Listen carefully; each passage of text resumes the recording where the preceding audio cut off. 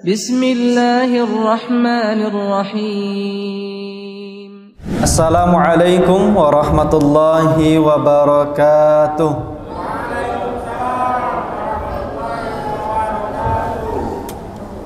Alhamdulillah, innal hamdalillahi nahmaduhu wa nasta'inuhu wa nastaghfiruh wa natubu ilaihi wa na'udzu billahi min syururi anfusina wa min sayyiati a'malina may yahdihillahu fala mudilla lahu wa may yudlil falan tajida lahu waliyyan mursyida. Nashhadu an la ilaha illallah wahdahu la syarika lah wa nashhadu anna Muhammadan 'abduhu wa rasuluhu la nabiyya wa la rasula ba'da.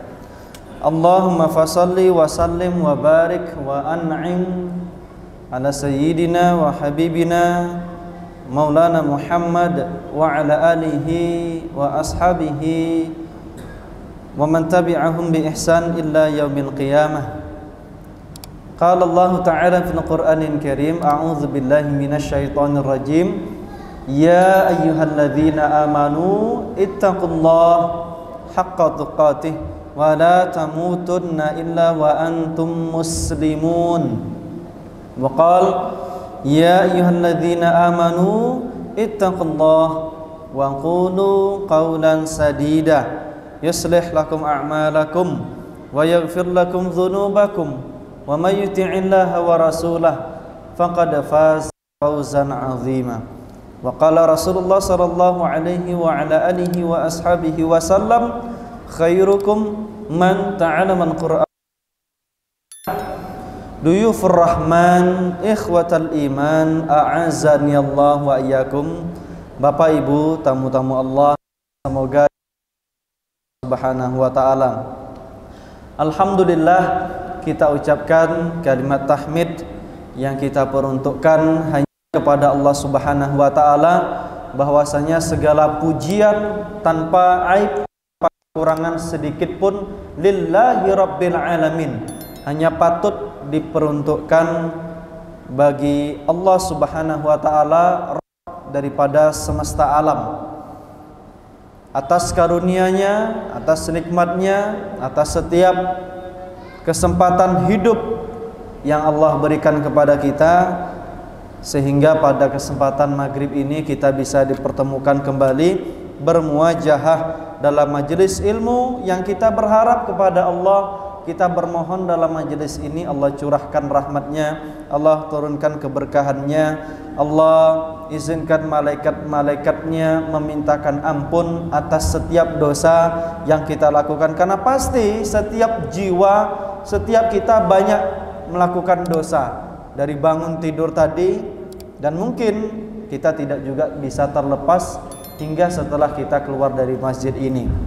Oleh sebab itu kita bermohon semoga malaikatnya, semoga makhluk-makhluk Allah Subhanahu wa taala yang berzikir kepadanya tidak luput untuk beristighfar kepada Allah, memintakan ampun kepada setiap kita.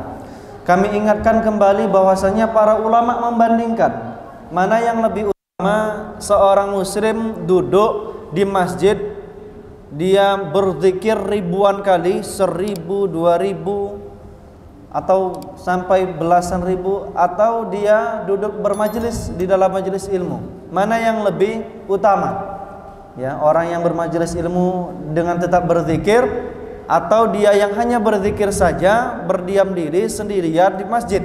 Para ulama mengatakan bahwasanya bermajelis ilmu itu jauh lebih utama dibanding mereka yang berzikir sendirian, dibanding dia zikir ribuan kali tanpa mengikuti majelis ilmu. Kenapa? Karena kalau kita berzikir, karena kalau kita beristighfar, kita minta ampun kepada Allah yang minta kita, yang mana kita banyak dosa, yang mana kita banyak kekurangan. Bisa jadi sampai doa tersebut, bisa jadi tidak. Syukur-syukur sampai kepada Allah Subhanahu wa taala. Tetapi kalau orang duduk dalam majelis ilmu, walaupun apa yang dai katakan, apa yang ustadz ceramahkan, mungkin dia tak paham. Bahkan mungkin di antara kita ada yang ngantuk, kelelahan, yang masih teringat dengan suasana hidup sebelum maghrib ini. yang masih teringat dengan aktivitas pagi sampai sore hari tadi, tidak paham, tidak konsentrasi, sedang sibuk membuka WA-nya, membuka status, scroll atas, scroll bawah. Walaupun seperti itu, apa kata para ulama, duduk dalam majelis ilmu itu lebih utama. Kenapa? Yang mintakan ampun bukan hanya diri kita, tetapi para malaikat yang maksum, yang memintakan ampun atas setiap doa kita, atas setiap dosa-dosa kita. Tidak hanya itu, juga bahkan semut-semut di dalam lubangnya. Tidak hanya itu, dan bahkan juga hewan-hewan di lautan, ya ikan, ya kepiting, cumi-cumi, ubur-ubur, minta ampun atas setiap dosa-dosa kita.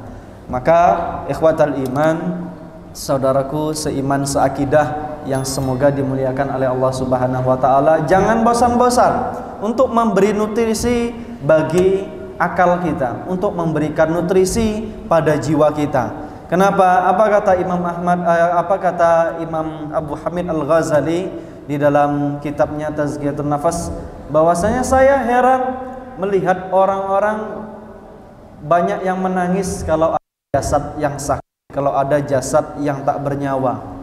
Kalau kita kan sedih, ada jiwa, ada fisik yang sakit, fisik yang tidak bisa bergerak lagi atau telah dicabut nyawanya oleh Allah Subhanahu wa taala, itu sedih. Tetapi yang lebih menyedihkan sebetulnya, kata Imam Abu Hamid Al-Ghazali rahimahullah, bahwasanya seseorang yang tidak bersedih atas sakitnya hati, sakitnya jiwa, atau matinya hati dan jiwanya yang tidak mendapat siraman ruhiyah daripada ayat-ayat Allah Subhanahu wa taala dan hadis Rasulullah sallallahu alaihi wasallam, maka kita bersyukur kepada Allah kasih kesempatan untuk bisa duduk bermajelis ilmu pada malam hari ini. Serta salam tidak lupa kita haturkan kepada baginda Nabi besar Muhammad sallallahu alaihi wa ala alihi wa ashabihi wasallam. Aba wal ummahatin kiram, a'azani Allah wa iyyakum. Bapak Ibu yang semoga dimuliakan oleh Allah Subhanahu wa taala, kembali kita membahas pada tema ruhiyah, tentang kejiwaan, tentang an-nafs, ya, yang berjudul menghambakan diri kepadanya atau kepada Allah Subhanahu wa taala. Menghamba, ya, menghambakan diri kepada Allah Subhanahu wa taala, yang mana hal tersebut adalah satu hal yang senantiasa kita ucapkan di dalam salat kita, baik di dalam iftitah maupun di dalam Al-Fatihah, menghambakan diri kepada Allah Subhanahu wa taala. Nanti kita bahas kenapa kita mesti menghambakan diri kepada Allah Subhanahu wa taala dan apa spesialnya menghambakan diri kepada Allah Subhanahu wa taala. Hari lalu kami berjumpa dengan beberapa orang mu'allaf. Aslinya ada 10 orang, tapi yang datang cuma 5 orang mu'allaf di Talang Jerinjing di dekat PTSSR. Mereka masuk Islam beberapa hari yang lalu, dan kita sampaikan apa kemuliaan daripada Islam. Bapak Ibu yang dimuliakan oleh Allah Subhanahu wa taala, sebelum kita masuk dalam materi, maka ketahuilah bahwa saat ini di Eropa Barat namanya Islam itu jadi hal yang sangat dinanti-nanti. Jadi satu hal yang luar biasa. Bahkan di Jerman, Prancis itu per 1 jam masuk Islam seorang non muslim, ya, masuk Islam non muslim per 1 jam. Hitung aja lah, berarti 1 hari berapa orang? 24 hari. Iya, kalau 1 jam 1 orang, bisa jadi 2, bisa jadi 3. Begitu pula di Rusia, ya, pasca penyerangan Charlie Hebdo, pasca 9/11 ini ya, 11 September penyerangan itu di Amerika. Orang pada mencari tahu apa sih Islam, apa yang dimaksud dengan Islam, apa yang dipeluk oleh seorang muslim, kenapa mereka mesti menjadi Islam, mesti menjadi Muslim. Akhirnya itu menjadi hal yang mereka cari tahu. Ya, orang Barat, Eropa Barat kalau sudah mencari tahu, mereka mencari berdasarkan filosofinya, menjadi satu hal yang akar, mencari dari akar-akarnya. Ya, filosofi yang diambil dari bahasa Yunani, bahwasanya segala sesuatu itu epistemologinya, dicari aksiologinya. Ini kalau yang kuliah S2, S3 pasti mempelajari hal tersebut ya. Itu ini dari mana sih? Ini kata Allah ini dari mana? Kata Islam itu dari mana? Nah, mereka saat ini bahkan di Perancis, seorang muslim terkaya salah satunya, satu tempat yang menjadi highlightnya kota Perancis. Sampai orang-orang non muslim di sana sudah demo, tolong dong jangan diriin Islamic Center di sana. Kenapa? Kami sangat takut nih. Ini Kristen, ini Nasrani, itu sudah banyak yang berkurang. Nama gereja itu sudah banyak yang tergadaikan, bahkan tidak disewa lagi. Ya, sudah nunggak penyewanya. Kenapa? Tidak ada yang beribadah, atau sedikit sekali, makin hari makin berkurang yang beribadah di gereja, di wihara mereka. Sehingga hal tersebut dijual, dan namanya muslim dari Turki, dari Indonesia, dari Pakistan, mereka makin lama makin banyak. Muslim dari daerah setempat sendiri itu mulai mereka bertumbuhan satu persatu. Bahkan di New Zealand, di Switzerland itu sudah cukup banyak ya pemeluk Islam di masjid paling selatan di dunia. Paling selatan itu ada di Selandia Baru. Itu sudah angka muslimnya mungkin per 2 jam itu sudah banyak yang masuk Islam. Nah, ini Masya Allah tabarakallah. Apa yang dimaksud dengan Islam? Bapak Ibu yang dimuliakan oleh Allah Subhanahu wa taala, menghambakan diri kepada Allah Subhanahu wa taala, yang selalu kita katakan inna salati wa nusuki wa mahyaya lillahi rabbil alamin. Kalimat tersebut biasa kita ucapkan dalam doa iftitah kita. Inna salati, sesungguhnya saya, ibadah nusuk saya, kurban saya, udhiyah saya, hidup dan mati saya lillahi rabbil alamin. Nah, ini adalah satu kalimat yang menunjukkan penghambaan diri kepada Allah Subhanahu wa taala. Banyak ayat di dalam Al-Qur'an membahas tentang penghambaan diri kepada Allah Subhanahu wa taala.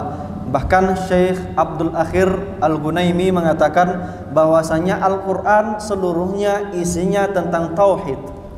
Berisi tentang kisah-kisah, Ustaz, walaupun kisah-kisah bercerita tentang kisah mereka yang menjalankan tauhid.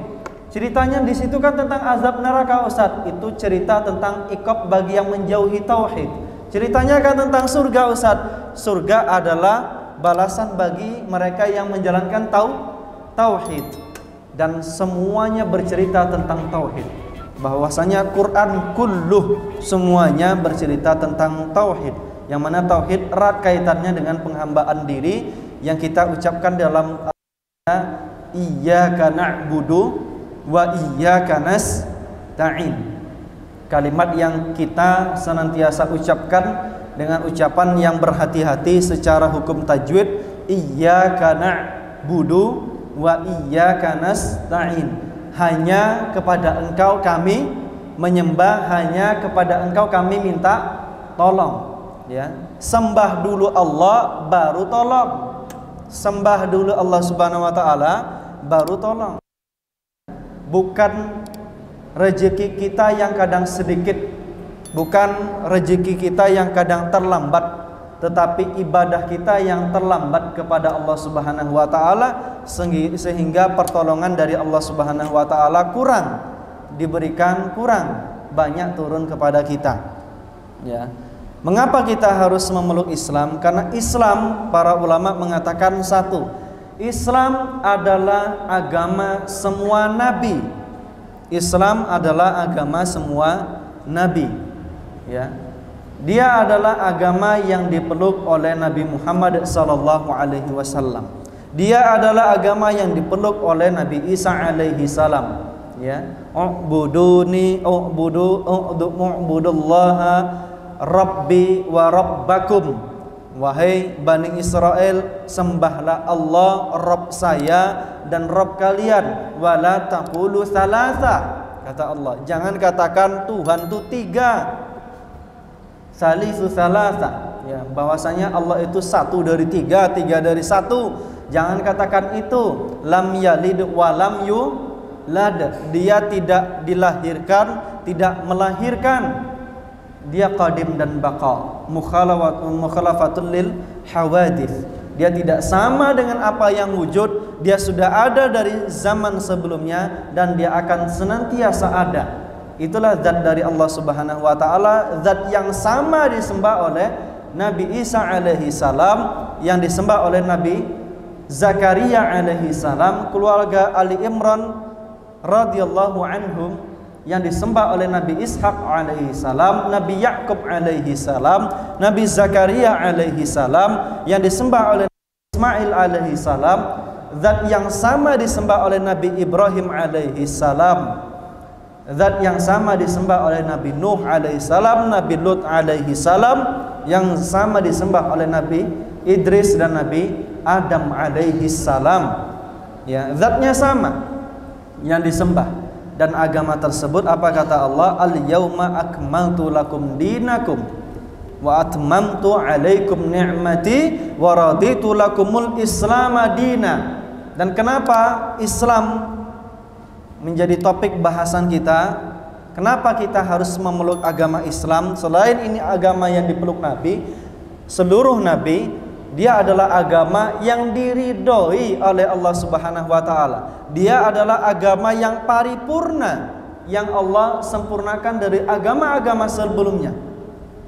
Agama yang memberikan satu kebebasan yang terikat dengan aturan-aturan yang memudahkan kehidupan bagi seorang muslim. Nah, mudah di mana Ustaz? Sholat aja 5 waktu kita capek. Enggak seperti yang lain, mungkin sepekan sekali, mungkin 2 bulan sekali, mungkin sebulan sekali. Tapi justru itulah yang menjadikan dalam kehidupan kita. Mungkin Dr. Amin lebih ngerti bahwa seorang yang kerja itu duduk atau dia selalu bekerja bergerak itu butuh satu waktu berdiri dan diam. Dan orang berdiri diam itu nggak didapatkan kecuali dalam satu, dia jaga, atau 2, dia upacara, 3, dia sholat. Dan paling baik ketika dia sholat, itu energinya luar biasa. Ya, coba dicari tahu apa sih keutamaan sholat dalam fisik kita. Itu luar biasa. Dalam satu waktu seseorang butuh untuk berdiri diam ternyata. Ya, dari capeknya bekerja, misalnya Bang Alfian lagi capeknya goyang-goyang kaki, ya, goyang-goyang kaki, usaha jalan kaki goyang-goyang Bang, ya, Masya Allah. Itu ternyata butuh untuk berdiri. Ya, kerjaan apapun dia yang sedang capek kerja di depan laptopnya itu butuh untuk berdiri. Bahkan wudhu yang kita lakukan itu Masya Allah tabarakallah, kalau dilakukan dengan hikmat, dilakukan dengan penuh perhatian. Karena saat ini banyak yang wudhunya buka kerannya sudah tak tanggung-tanggung lagi. Makanya usahakan kalau udah mau masuk waktu sholat, jangan pas azan baru bergerak. Sebelum azan bergerak, air jadi hemat. Kalau orang buru-buru, tidak ada yang bisa membuka keran itu sedikit, pasti buka keran itu lebar. Buka keran sedikit, berwudu dengan hikmat. Ketika dia membasuh wajahnya, memberikan satu rasa sejuk yang akan masuk ke dalam relung hatinya. Belum lagi nanti mencuci tangannya sampai ke siku dengan menyela-nyela, apalagi jari kaki. Menyela-nyela jari kaki itu memberikan efek tenang di dalam fisiknya seorang muslim. Itu ketika dilakukan, segala syariat dari Allah Subhanahu wa taala itu justru memudahkan.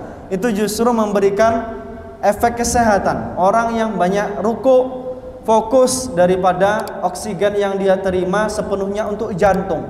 Orang yang banyak sujud, fokus, oksigennya diberikan untuk akal, untuk otak. Dulu saya punya sepupu, masuk sekarang sepupunya. Dulu dia berkata, sepupu saya ini alumni UI, S2 UI, Kesehatan Masyarakat termasuk salah satu lulusan terbaik asal Cerenti, SMA-nya SMA Pintar di Taluk Kuantan, menguasai bahasa Inggris, bahasa Jepang. Lalu dia ke Stikes Medan, lalu ke UI. Dia sering ngomong, "Pi, biar pintar." Mbak, saya tanya, "Mbak, gimana sih kok bisa pintar? Kenapa kok IPK-nya kok bisa tinggi banget? Apa sih yang dilakuin?" "Sering sujud, Pi. Sering sujud, Pi," kata dia. Ya, ini kunci ini. Bapak-bapak yang sudah mulai berumur mau ngapal Quran tetap bisa. Amalkan ini. Sering sujud, banyak-banyak sujud. Anak muda demikian pula, banyak-banyak sujud. Itu memberikan satu kecerdasan di dalam otak kita. Ada banyak hal yang memberikan kecerdasan, stimulan bagi otak kita. Nah, di situ. Jadi dia adalah agama yang paripurna, agama yang sempurna Allah ciptakan bagi umat manusia.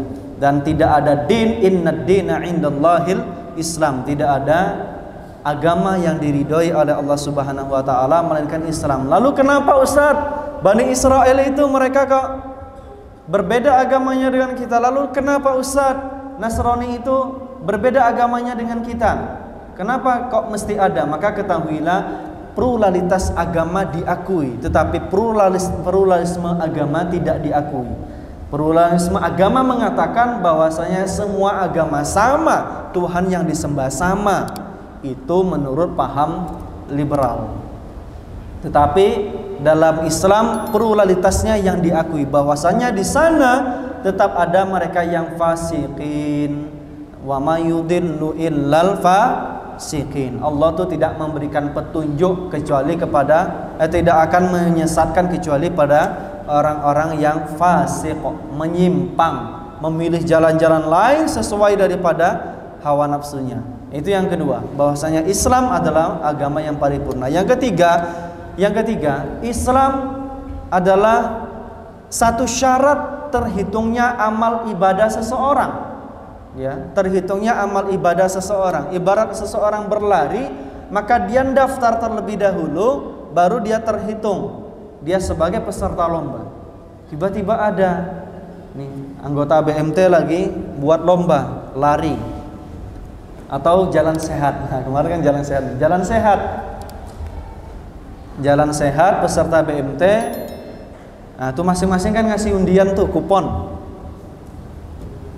Akhirnya di situ ada nulis sendiri kuponnya, bukan kupon dari BMT, nulis sendiri, disebutin 004545, saya nulis sendiri. Saya.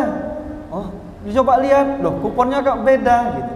Gak bisa terhitung. Begitulah di dalam Islam, bahwasanya segala amal ibadah itu terhitung ketika dia bersyahadat mengakui bahwasanya hanya Allah Subhanahu wa taala ilah yang berhak disembah dengan benar. Hanya dia yang berdiri, menciptakan, memelihara, mengatur dan merajai segala sesuatunya. Allah Subhanahu wa taala. Sedangkan orang non-muslim, sebaik apapun mereka, sebanyak apapun yang mereka miliki, maka kebaikan tersebut tidak terhitung sebagai sebuah amal di yaumil mahsyar kelak, di yaumut talaq kelak, di hari Allah ketika mempertemukan kita semuanya. Nah, Islam inilah sebagai syarat kita diselamatkan oleh Allah Subhanahu wa taala. Yang keempat, kita diselamatkan oleh Allah Subhanahu wa taala ketika dia tidak berbuat syirik, ya. Karena ada nanti Islam menyatakan muslim tetapi dia berbuat syirik, maka dia menjadi musyrik. Islam itu syarat Allah bisa menyelamatkan kita melalui permintaan, melalui syafaatul uzma Nabi Muhammad SAW. Ada syafaat yang paling agung ketika Rasulullah SAW didatangi sebuah bangsa. Datang ke Nabi Adam, nafsi, celaka diriku, maksudnya saya saja dikeluarkan dari surga, tak bisa minta sama saya. Mereka datang ke Nabi Nuh, nafsi, saya saja, anak-anak, istri, tak ada yang bisa ikut saya, padahal dakwah 950 tahun. Datang ke Nabi Ibrahim alaihissalam, nafsi, celaka diriku, kata Nabi Ibrahim alaihissalam.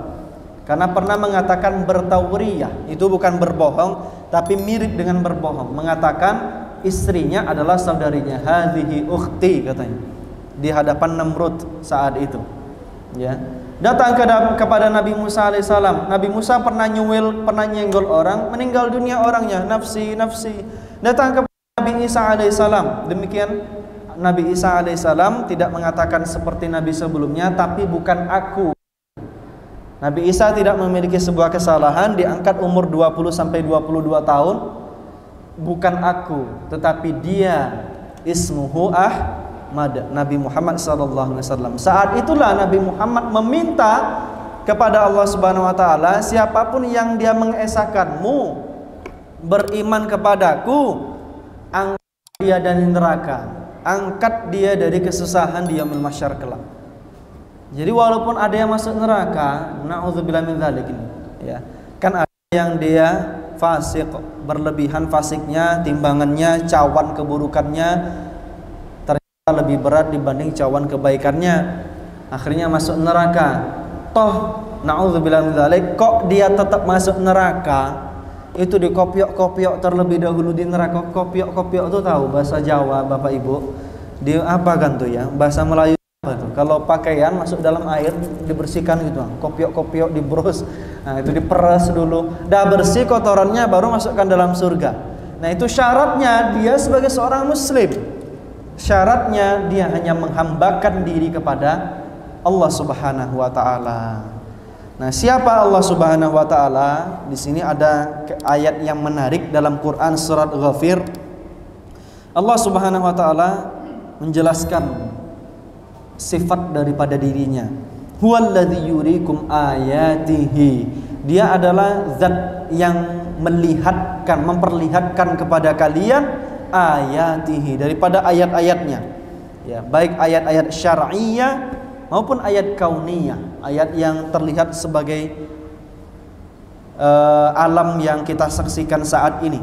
Wa yunazzilu lakum minas sama'i rizqa, yang menurunkan dari langit rezeki-rezeki, ya, baik hujan maupun sinar. Yang mana hujan, kata para mufassirin, adalah satu hal yang sangat fundamental dalam kehidupan kita. Kalau tak ada hujan, kan ada laut Ustaz, iya kalau dekat sama laut. Kalau enggak, iya kalau bisa dikonsumsi secara langsung laut kan asin. Ya, hujan itu adalah salah satu pokok daripada kehidupan kita. Dari hujan menumbuhkan makanan, dari hujan makanan tanaman-tanaman, rumput-rumput dimakan oleh hewan-hewan ternak, dikonsumsi oleh kita. Yang menurunkan rezeki Allah Subhanahu wa taala, walaupun itu bentuknya hujan. Dan alangkah indahnya hujan itu bentuknya tetesan. Kalau hujan itu bentuknya sekepal-kepal tangan ini, naudzubillah min dzalik, di beberapa daerah ada yang turun hujan sekepal-kepal tangan ini. Walaupun bentuknya mungkin bukan salju yang sekepal tangan, air sekepal tangan, itu kena 5 kali pingsan kita. Betul enggak? Hujan direngat sekepal tangan ini, satu tetesnya, tas. Indah. Allah Subhanahu wa taala ciptakan air hujan tuh tetesan. Jadi bukan segede-gede ini coba. Ya, air hujan itu. Dan juga yang dari langit, rezeki dari langit apa salah satunya? Sinar. Sinar matahari adalah satu hal yang sangat pokok juga dalam kehidupan. Ya, sampai-sampai di Cina itu meluncurkan dengan biaya ratusan triliun menciptakan matahari buatan. Ya, gimana tetap bisa dapat matahari di musim dingin, di musim salju, coba. Saking pentingnya sinar sampai mereka mengeluarkan seperti itu. Bagi seorang muslim nggak harus, kalau bisa ya buatlah. Tapi berapa lama bertahan dia? Berapa panas sih matahari buatan itu dibanding mataharinya Allah Subhanahu wa taala? Nah, itu rezeki. Terjadi fotosintesa dalam tanaman, yang tanaman itu lagi-lagi kita makan dan seterusnya. Fada'allaha mukhlishina lahuddin walau karihal kafirun. Maka oleh sebab itu sembahlah Allah Subhanahu wa taala mukhlishina lahuddin, dengan memurnikan tauhid walau karihal kafirun, walaupun orang-orang kafir benci. Nah, ini satu hal yang menunjukkan bahwa orang kafir dan muslim itu selamanya tidak dalam keadaan damai. Ya. As-sulhu, ada pembahasan tentang di dalam fikih jinayah itu as-sulhu, damai.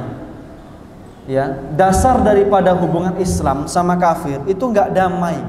Maksudnya gini, walaupun secara kasat mata mereka damai, tetapi secara hati muslim yang menunjukkan sikap bahwa dia mengimani Allah Subhanahu wa taala, menjauhi hipokrit bahwasanya dia hanya menampakkan senang sama orang kafir tapi dia dalam hatinya ngingkari, ya. Itu suatu hal yang nyata, terlihat bahwasanya seorang muslim itu tidak ada yang berdamai dengan orang-orang kafir sekalipun mereka berbuat satu perjanjian damai.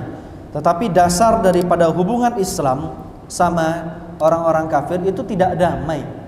Artinya mereka punya satu perasaan tersendiri terhadap kita, kita pun punya perasaan tersendiri terhadap mereka. Tetapi mereka tidak pernah ridho dengan keislaman kita.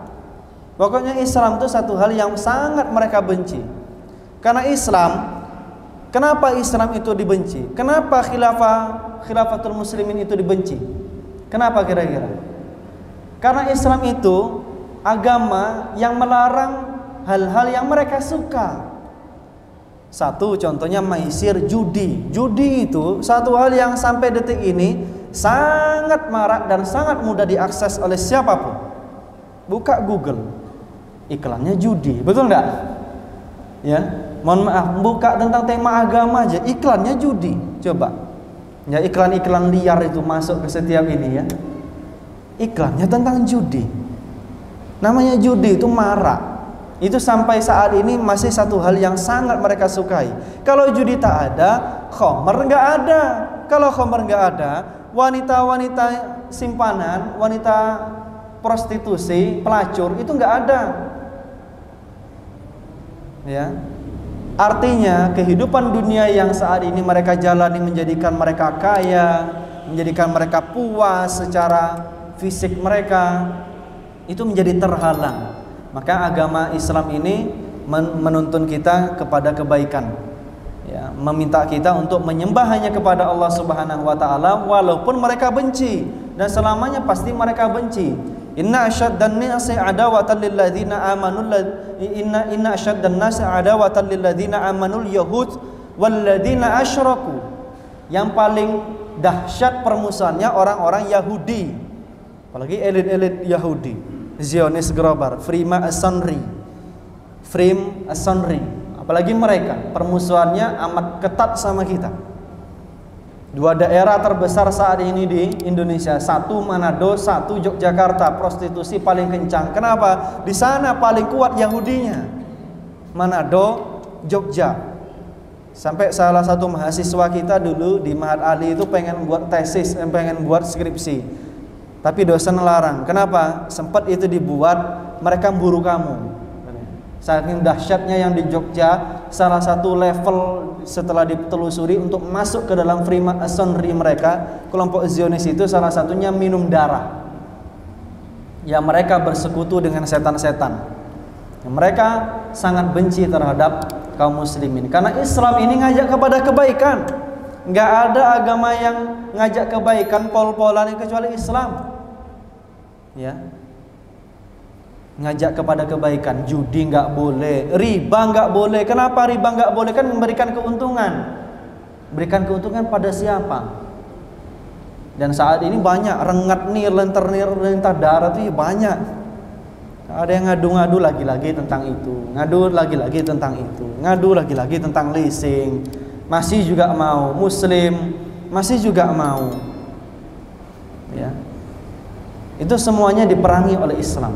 Maka Islam ini agama yang paling purna, mengajak kepada kebaikan dalam kehidupan kita. Kita lanjut terakhir, rafi'ud darajat yudhul arshi yulqir ruha min amrih.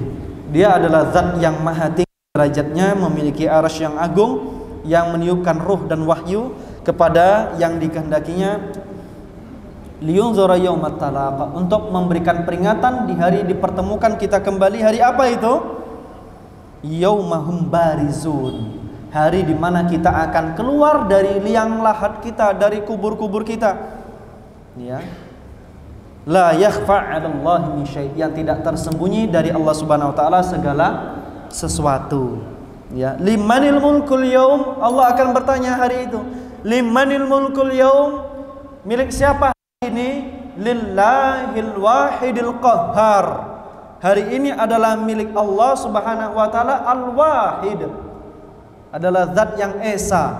Esa yang tidak menunjukkan bahwa ada angka 0 sebelum 1, ada angka 2 setelah 1. Ya, dia sendiri, ya. Dia sendiri, berdiri sendiri. Al-Qahhar, yang mampu memaksakan kehendaknya, yang perkasa. Tidak ada yang tersembunyi hari itu segala sesuatu. Mbah Maimun Zubair itu menjelaskan bahwa sifatnya Allah Subhanahu wa taala khabirum alimun khabir, Allah alimun khabir atau khabirum bima ta'malun, itu luar biasa.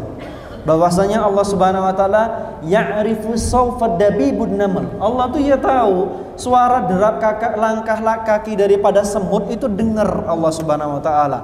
Bahkan semut namlatus sauda yajri atau yamshi fi hijaratin sauda fi lailatin muzlimah. Allah tahu bahkan derap langkah kaki semut warnanya hitam berjalan di atas batu yang hitam di malam hari yang gelap gulita. Saking tahunya Allah Subhanahu wa taala. Wa matasqutum min waraqah, dan Allah tahu mana saja daun-daun yang tengah jatuh. Ya. Mana saja daun yang tengah jatuh di muka bumi ini, ya Allah tahu. Mana yang basah, mana yang lembab, mana yang kering, ya Allah tahu. Begitu Allah mensifati dirinya sebagai khabir, yang mengetahui, sebagai yang esa, sebagai yang mampu memaksakan kehendak dari sifat-sifatnya. Demikian Bapak Ibu sekalian yang dimuliakan oleh Allah Subhanahu wa taala, menghambakan diri hanya kepada Allah Subhanahu wa taala, karena dialah zat yang memiliki segala sesuatunya, yang menciptakan hari, menciptakan hujan. Jangan sampai kita mencela daripada hari-hari, waktu, suasana, cuaca dan lain sebagainya. Karena ada orang, aduh, udah hujan pula lagi. Hambaku menyakitiku, kata Allah Subhanahu wa taala, dengan mencela. Ini apalagi hari-hari sering hujan. Saya kadang duduk, saya dengar orang cakap, aduh, udah hujan lagi. Aduh, udah hujan lagi. Hambaku menyakitiku. Dia menyakiti bukan kata Allah dalam hadis qudsi, ya. Hambaku menyakitiku. Dia tidak menyakitiku dengan mencelah diriku, tetapi dia mencela waktu, suasana atau cuaca yang saat itu sedang dirasakan olehnya. Ya, panas dari Allah, hujan pun dari Allah Subhanahu wa taala.